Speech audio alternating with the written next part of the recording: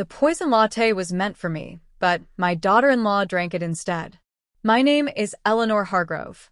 I'm 65 now, and on that foggy Thursday morning, I nearly lost everything I'd built.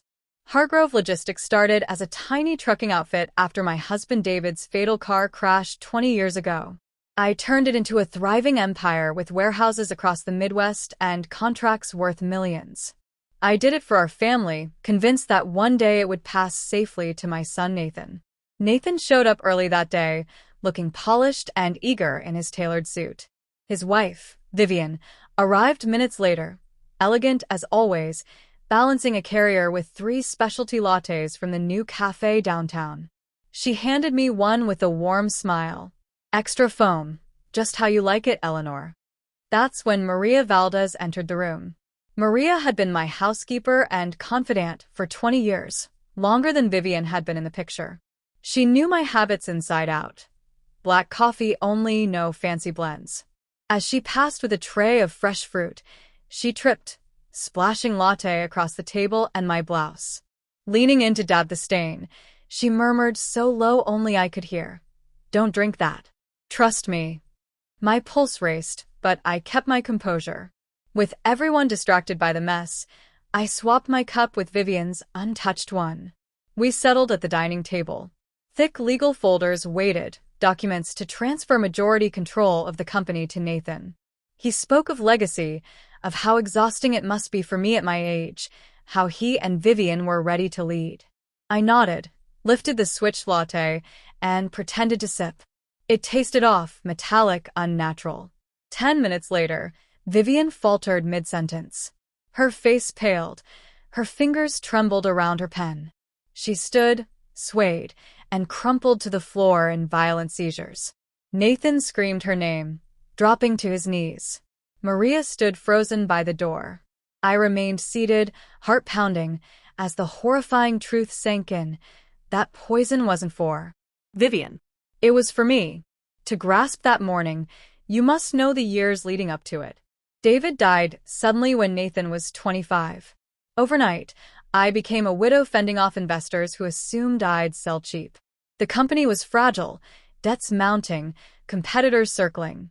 I rolled up my sleeves, mastered supply chains, negotiated deals, and expanded relentlessly. Not for glory, but survival, and to secure Nathan's future. I sheltered him from the hardest choices, believing he'd mature into responsibility.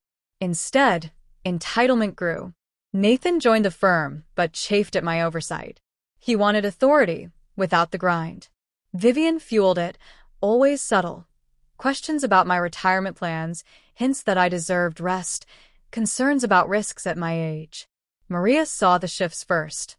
Nathan lingering late without work, Vivian arriving unannounced on key days, my unexplained headaches and nausea that I dismissed as fatigue. Maria noted patterns, worried silently. Family dinners turned tense. Nathan challenged decisions publicly. Vivian smiled while probing about my estate, insurance, health directives. I excused it as generational friction. Trust blinds you to threats. By that Thursday, I thought I was signing over control for a peaceful semi-retirement. In reality, they planned my permanent exit. Maria had prepared my usual coffee earlier. I ignored it. Vivian brought the lattes instead, insisting on the treat. Nathan rushed the papers, tabs pre-marked. He praised their readiness while implying my era had passed. Maria paced nervously, eyes on the cups. Her accident spilled mine deliberately. Her whisper saved me. I switched unseen. Nathan pressed signatures. Vivian watched my hands intently. I feigned another sip. Then Vivian gasped, clutched her throat, convulsed wildly. Papers flew as she hit the floor.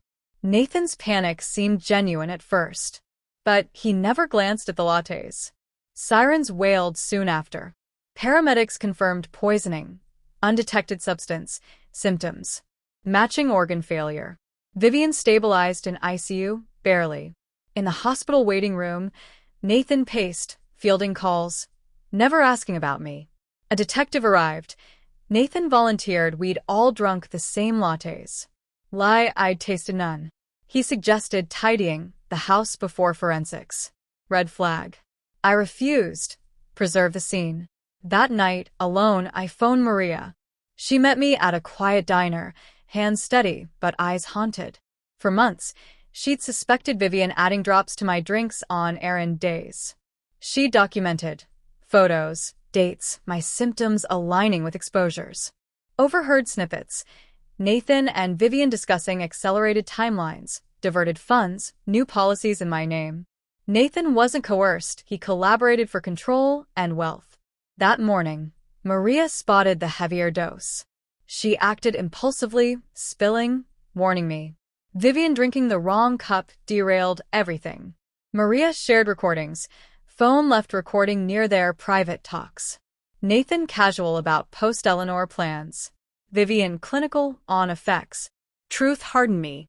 My son had weighed my life against profit and chose profit. Evidence went to police. Docs, recordings, financial trails.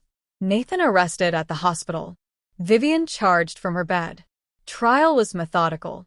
Maria's testimony, 2 decades of quiet vigilance, devastated. Recordings played, their voices plotting my natural decline.